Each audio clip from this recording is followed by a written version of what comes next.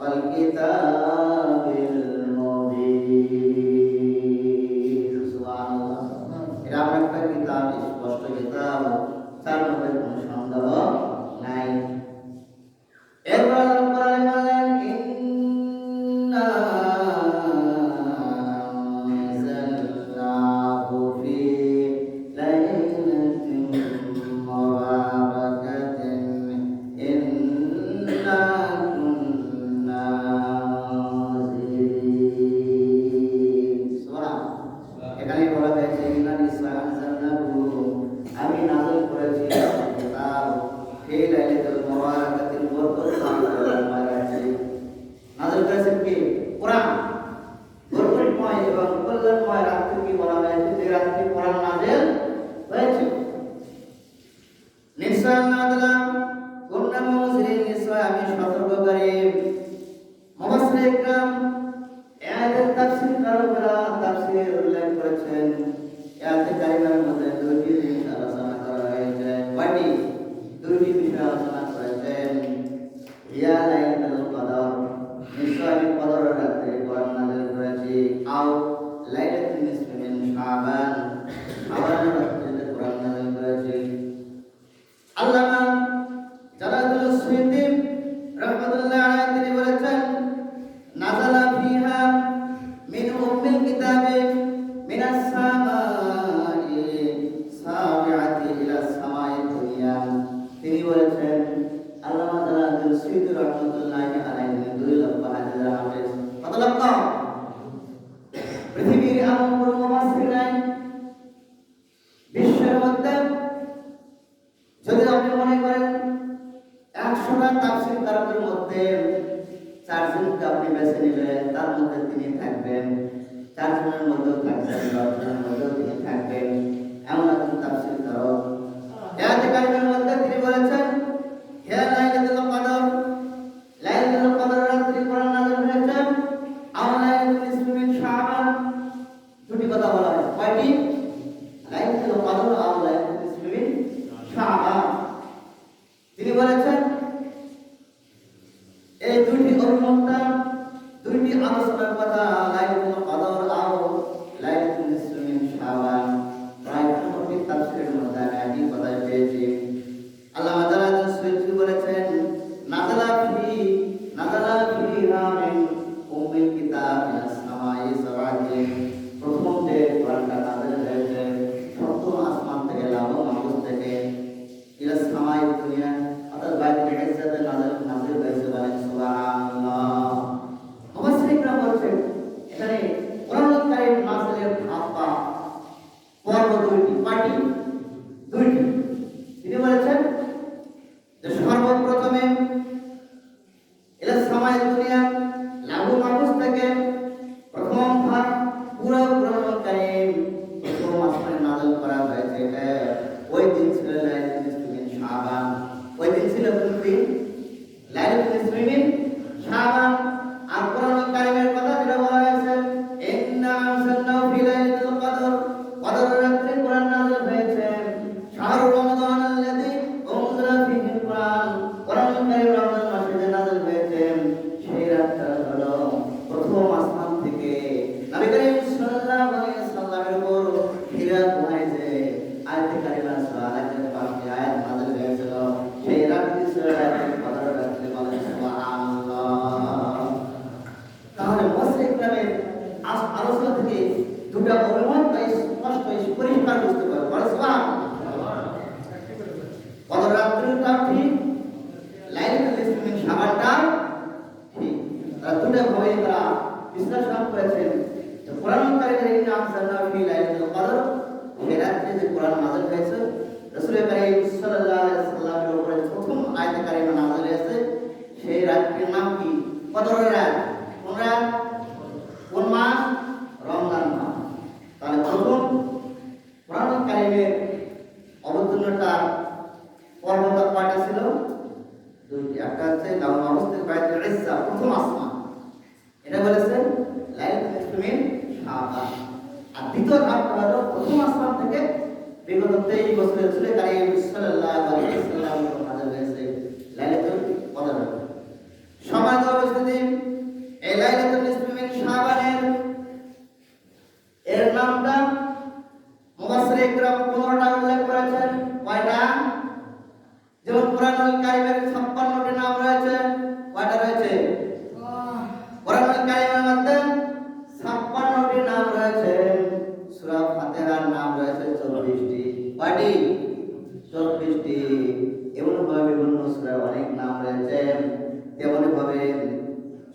বরাতের নাম যেটা বলা হয় লাইলাতুল নিসফি শাবান, এর নাম রয়েছে 15টি।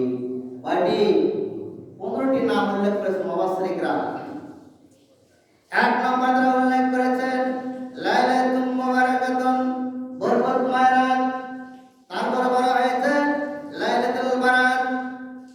এরপরে হাদিসের ভাষায় বলা হয়েছে লাইলাতুল নিসফি মিন শাবান। এরপরে বলা হয়েছে লাইলাতুর রাহমা, রহমতের রাত বলা হয়েছে।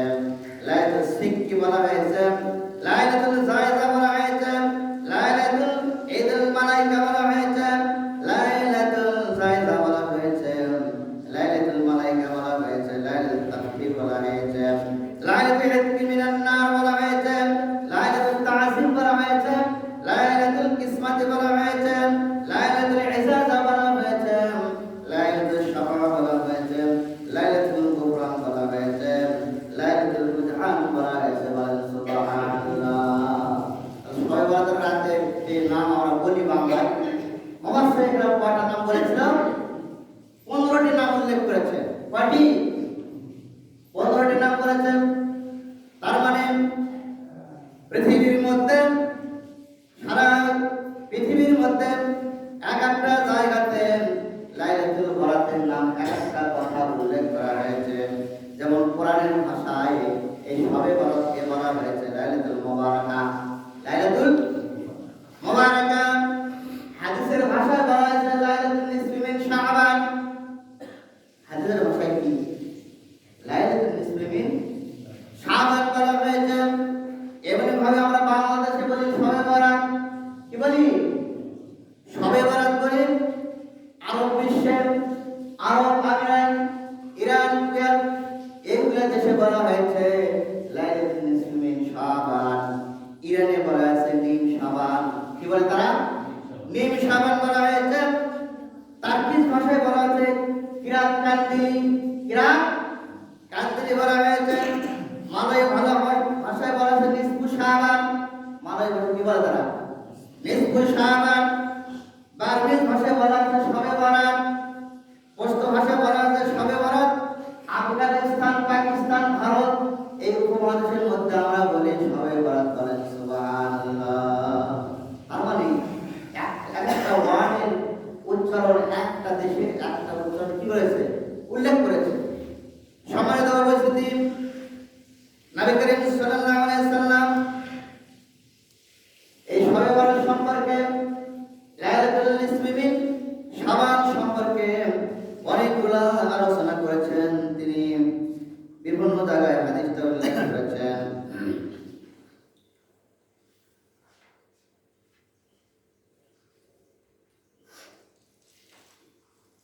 হযরত আনাস রাদিয়াল্লাহু তাআলা হাদিসটা তিনি বর্ণনা করেছেন।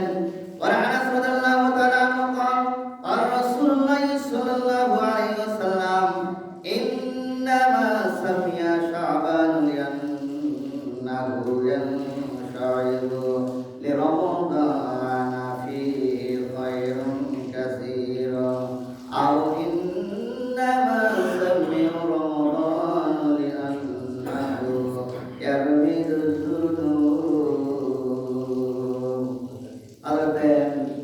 বিশিষ্ট একজন সাহাবা, নবী করিম সাল্লাল্লাহু আলাইহি সাল্লামের খাদেম ছিলেন একমাত্র পুরাটা 9 বছর। কত বছর? তিনি হাদিস বর্ণনা করেছেন। তিনি বলেছেন নবী করিম সাল্লাল্লাহু আলাইহি সাল্লাম বলেন শাবান মাসের নামকরণ এই জন্যই করা হয়েছে যেহেতু শাবান মাসের মধ্যে পুরা রমজানের সমস্ত কল্যাণ এবং বরকতের দরজা খুলে দেওয়া হয়েছে। বলেন সুবহানাল্লাহ। এজন্য শাবান মাস কি করা হয়েছে? নাম করা হয়েছে। তেমনি রমজান মাসের নামকরণ করা হয়েছে। রমজান মাসে মুমিনদের গুনাহ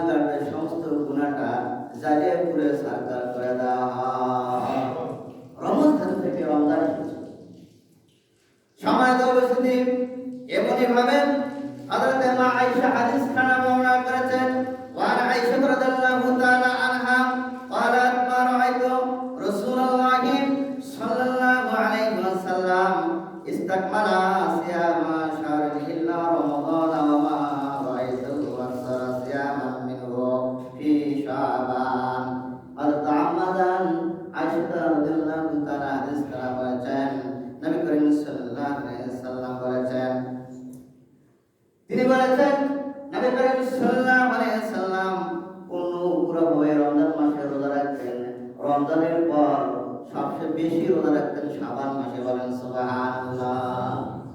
তাহলে রমজানের পরে বাকি 11টা মাস সবচেয়ে বেশি কোন মাসে রোজা রাখতেন? শাবান মাসে রোজা রাখতেন। কারণ এই শাবান মাসটা ট্রেনিং এর মাস।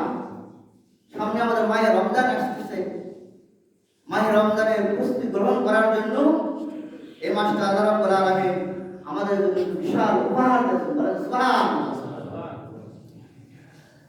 আরেকটা হাদিস বর্ণনা করা হয়েছে, বলেন মুসাবাত ইবনে যায়েদ রাদিয়াল্লাহু তাআলা আনহু ওয়ালা কুনতু ইয়া রাসূলুল্লাহ সাল্লাল্লাহু আলাইহি ওয়াসাল্লাম লাম আরাকা তাসুম শাহরা মিন আশ-শুহুরি মা তাসুম মিন শাবান ক্বালা যালিকা শাহরুন ইয়াগফিলুন নাসু আনহু বাইনাম রাদাবা ওয়া শাবান ওয়া শাহরুন তারফাউ বিহি আমালু ইলা রাব্বিল আলামিন। হযরত যায়েদ ইবনে ওসামা ইবনে যায়েদ নবী করিম সাল্লাল্লাহু আলাইহি সাল্লাম কে জিজ্ঞাসা করলেন, ইয়া রাসূলুল্লাহ, ইয়া হাবিবাল্লাহ, আপনি রমজান মাসে বেশি বেশি শাবান মাসে বেশি বেশি রোজা রাখেন, তার কারণটা কি বুঝলাম না। নবী করিম সাল্লাল্লাহু আলাইহি সাল্লাম বললেন, ওসামা, শাবান মাসে আমি এই জন্য বেশি বেশি রোজা রাখি, তুমি জানো না? শাবান মাসটা হলো রজব এবং রমজান মাসের মাঝখানে, যে মাসের মধ্যে মানুষ সব সময় গাফেল থাকে, ওয়াদানা থাকে, আমল কম করে। আর এই মাসের মধ্যে, এই মাসে বান্দার আমলটা আল্লাহর দরবারে পেশ করা হয়, বলেন সুবহানাল্লাহ। কে বলেছেন? রাব্বুল আলামিন বলেছেন। এমনি ভাবে নবী করিম সাল্লাল্লাহু আলাইহি ওয়াসাল্লাম অনেক আলোচনা করেছেন। এই হাদিসে আমরা পেয়েছি শাবান মাস হচ্ছে এমন একটি মাস। আনাস রাদিয়াল্লাহু তাআলা থেকে আরো কয়েকটা হাদিস বর্ণনা করেছেন। আনাস ইবনে মালিক রাদিয়াল্লাহু তাআলা আনহু قال قال رسول الله صلى الله عليه وسلم خيرة الله من الشهور شهر رجب وهو شهر الله من عزم شهر الله فقد عزم أمر الله ومن عزم أمر الله أدخله الجنة النعيم أو وجب له رضوانه وكرم وشعبان شهر من عزم شهر شعبان فقد عزم أمر ومن عزم أمر كنت له فرة ذكرى يوم القيامة وشهر رمضان شهر أمتي فمن عزم شهر رمضان وعزم حرمتهم ولم ينتكبهم وصام نهارهم وقام ليله وحفظ ظهرها فرض من رمضان وليس عليهم ذنب يطلبه الله بهم হযরত আনাস হাদিস খানা করেছেন। নবী করিম সাল্লাল্লাহু আলাইহি ওয়াসাল্লাম বর্ণনা করেছেন, আমার উম্মতরা তোমরা ভালো করে শোনো, রজব মাস হচ্ছে আল্লাহর মাস। রজব মাস কার মাস? রজব মাস হচ্ছে আল্লাহর মাস। এই মাসে যে বেশি বেশি আল্লাহ রাব্বুল আলামিন এই মাসে আল্লাহকে যে তাজিম করবে, আল্লাহর নির্দেশনকে তাজিম করবে, আল্লাহ রাব্বুল আলামিন তার জন্য জান্নাতুন নাঈমের ঘোষণা দিয়েছেন, বলেন সুবহানাল্লাহ। নবী করিম সাল্লাল্লাহু আলাইহি ওয়াসাল্লাম বলেছেন, শাবান মাস হচ্ছে আমার মাস। শাবান মাস কার মাস? রাসূল করিম সাল্লাল্লাহু আলাইহি ওয়াসাল্লাম বলেছেন, শাবান মাস হলো আমার মাস। এই মাসকে যে সম্মান করলো, এই মাসকে যে মর্যাদা দিল, তার জন্য আমি কালকে আমাদের ময়দানে সাফাইয়ের দায়িত্ব আমি নিয়ে রাসূল নিব, বলেন সুবহানাল্লাহ। আর রমজান মাস আমার উম্মতের মাস। তাহলে রজব মাস আল্লাহর মাস, আর শাবান মাস রাসূলের মাস, আর রমজান মাস কার মাস? উম্মত মানে তো আমরাই, আমাদের মাস। এজন্য নবী করিম সাল্লাল্লাহু আলাইহি ওয়াসাল্লাম অনেক আলোচনা করেছেন। যেহেতু নবী করিম সাল্লাল্লাহু আলাইহি ওয়াসাল্লাম এই হাদিসে স্পষ্ট বলেছেন, তিনটি বিষয়, 3 দিন বা 3টি দিনে আল্লাহ রাব্বুল আলামিনের নিকট বান্দার আমল পেশ করা হয়। প্রথমে ফজরের সময় যখন একদল ফেরেশতা চলে আসে আল্লাহর পক্ষ থেকে, একদল ফেরেশতারা ফজরের সময় চলে আসে, এসে তখন এটা কিন্তু প্রত্যেকটা দিনই একদল ফেরেশতা চলে আসে, আর যে ফেরেশতা নিয়োজিত ছিল এই ফেরেশতা আল্লাহর দরবারে চলে যায়। ওই ফেরেশতা আপনার আমলটা আল্লাহর দরবারে পেশ করে, বলেন সুবহানাল্লাহ। তাহলে ফজরের সময় যদি আপনি নামাজ অবস্থায় থাকেন, তাহলে নামাজ অবস্থায় যদি আপনি আল্লাহর দরবারে আল্লাহ পেশ করেন, আল্লাহ খুশি হবেন না বেদা? খুশি হবে না? অবশ্যই ইনশাআল্লাহ ফজরের নামাজ কি করব? করব। এরপরে আসরের সময় আরেকটা দল ফেরেশতা আসে, এই দল ফেরেশতা আসার পরে আরেক দল আল্লাহর দরবারে চলে যায়। সেই দল ফেরেশতারা যায় আল্লাহর দরবারে আপনার আমলনামা পেশ করে, বলেন সুবহানাল্লাহ। তাহলে আসরের সময় যদি আমাদের নামাজ কাজা হয়, তখন আমলটা কি দেবে আল্লাহর দরবারে? খারাপ যাবে না? আল্লাহ বেয়াদর হয়ে যাবে। এই একটা দিক গেল ফজর এবং আসরের সময় প্রত্যেকটা দিন আপনার আমলনামায় আল্লাহর দরবারে পেশ করা হয়, বলেন সুবহানাল্লাহ। সম্মানিত উপস্থিতি, যেহেতু আগামী জুমার দিন